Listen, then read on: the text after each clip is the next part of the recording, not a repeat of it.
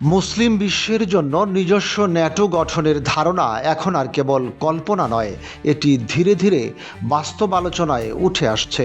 এর পেছনে কারণ সম্প্রতি সৌদি আরব ও পাকিস্তানের মধ্যে স্বাক্ষরিত এক গুরুত্বপূর্ণ সামরিক চুক্তি, যা পর্যবেক্ষকদের মতে ভবিষ্যতে মুসলিম বিশ্বের শক্তিশালী সামরিক জোটের প্রথম ধাপ হতে পারে। চুক্তি অনুযায়ী যদি পাকিস্তানের উপর হামলা হয়, সেটি সৌদির উপর হামলা হিসেবে গণ্য হবে। একইভাবে সৌদির উপর হামলা হলে তা পাকিস্তানের উপর হামলা ধরা হবে।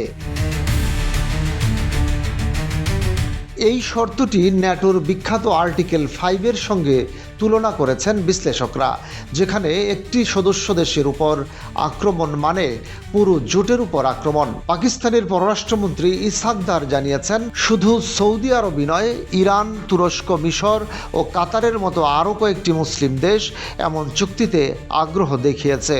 তিনি বলেন, যদি এই চেইনে আরও দেশ যুক্ত হয়, তাহলে একসময় এটি নতুন ন্যাটো হয়ে উঠতে পারে, যার নেতৃত্ব নেবে পাকিস্তান, একটি পারমাণবিক শক্তিধর দেশ।